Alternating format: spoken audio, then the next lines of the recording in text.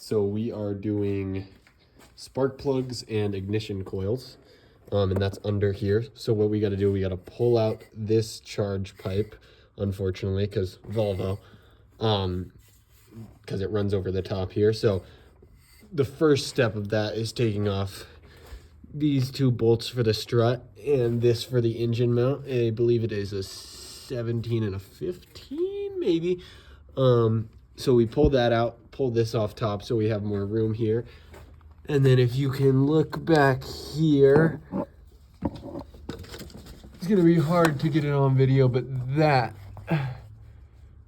right there, that little bolt running across the hose clamp there, I don't want to drop my light down in here. There we go. This guy right here is going to be the bolt that's going to give me the most trouble here because I really have to reach for it, but it should be fairly easy. And then from there, it's some kind of Torx bit that I use to pull off the engine cover. And then I take out spark plugs and ignition coils and replace them. So I will get back to you. So let me turn on my light for you. Now we've got these removed. It was a 14 millimeter bolt and a 17 millimeter. So 14 millimeter nut on a 17 millimeter bolt. And then that came off really easily. And then 14 millimeter, 14 millimeter, 14 millimeter, 14 millimeter. And now this whole strut bar just pulls right out. So my next step here is getting rid of this, which is a 10 millimeter bolt. I believe it is the only one up front here. And then this, which is some type of, it looks like a T15 Torx bit there. So I will get back to you once those are done. Hey guys, so we have made it on to the next step victoriously. So we removed this 10 millimeter bolt mounting in the charge pipe. We removed this Torx bit, which ended up being a 15 millimeter, or sorry, not a 15 millimeter, I don't know what I'm talking about. It ended up being a T25 Torx bit. And basically how that works is it just slides in there, keeps this hose in line. I'm not even sure what this is for. Looks like maybe power steering. And then what was the biggest pain of it all is removing this, which basically a hose clamp. Sorry, I gotta bag this up before I lose it. Basically a hose clamp that connects your turbo inlet to your charge pipe. This is your charge pipe running over the engine here. And that's right where that hose clamp came from. I showed you guys before. As you can see, we have that disconnected now. So that's my turbo here. And we are completely off of the turbo. All right, guys. I'm just gonna show you a little bit of this process of taking off engine cover bolts. So right now I'm getting the two engine cover bolts that run directly under my charge pipe. So I have it balanced up kind of weirdly against my engine mount to keep it suspended up in the air while I can get to these bolts. It's tedious. It'll make your legs very sore. You kind of just have to find a spot that's comfortable for you. So we got the first spark plug out. It's looking pretty gross. It's not terrible, but it's not how you want a spark plug to look, that's for sure. So I believe that this oil spill is just from the oil change that I did a week or so ago, and I'm hoping it's not a valve cover gasket leak. It would have to be a really bad valve cover gasket leak if it was, so I'm just going to clean it up, do the same process again in a week just to take that engine cover off and see if anything has changed for me. But basically, we pulled out that coil. It's a 10 millimeter bolt holding in the coil. You can see one of those bolts right here. And so basically you pop that off, pop out the coil. I'll take a video of me doing it. And then you get your spark plug grabber and then just twist that guy out. Fairly easy. All right, so the new coil and the new spark plug are in on cylinder 1. Now we're gonna go to cylinder 2. There we go.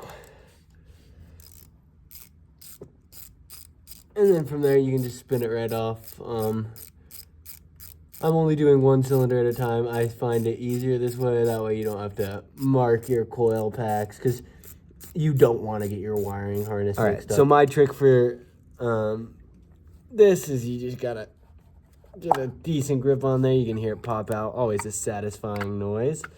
Then Now we got that guy pulled up there. Spark plug is in there. I'm gonna clean up the oil that is sitting in here currently and then get back to you. But now, you just saw me pull out this guy, and then I went and I cleaned up some of my camera in the process of it. Basically, now I'm gonna get my special spark plug puller socket. I'm just gonna start cranking on this guy. I got it broken loose prior to this. It's always just kind of a scary thing working with spark plugs because it's steel going directly into what is an aluminum engine block. So, I mean, you tighten that steel up too tight, your engine is toast. I'm just gonna take this off with my hand for the rest of the way. I popped the ratchet off the top of that because honestly, I trust my own fingers more than a ratchet. And as you can see, we got our spark plug out. That cylinder is not looking terrible, but definitely not looking great. So I'm not really replacing spark plugs for any reason because of a misfire or anything like that, but rather because I'm getting terrible gas mileage and I'm hoping that that will solve it. So if I pop this guy out of here, maybe, I may have to put you down for a second here.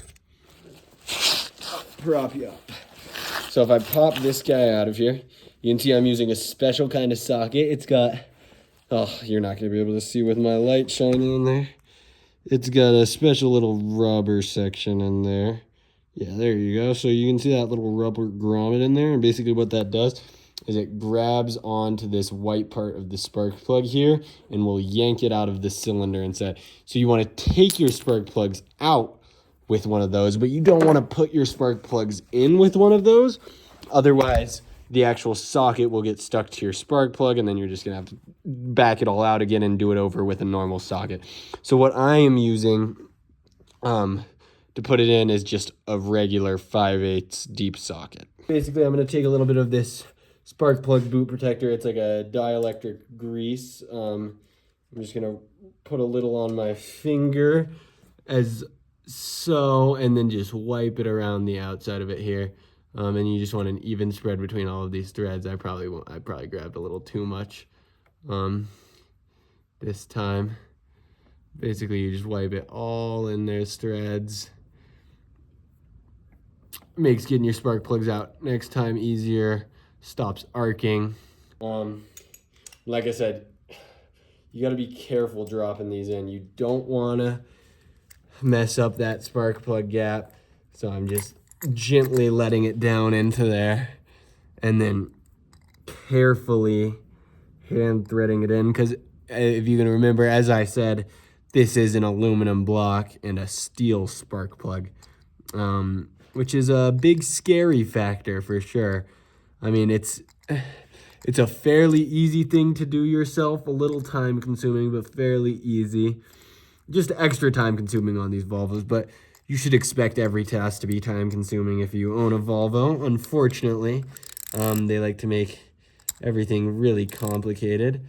Put my ratchet on tightening now that I've got that hand threaded in there. I know that it's not cross threading. It's not gonna give me any problems, but basically stepping it on there. And torque wrenches are scary, they're big. It's just something that you got to get used to working on cars using this. One click, we want to hear 2 clicks.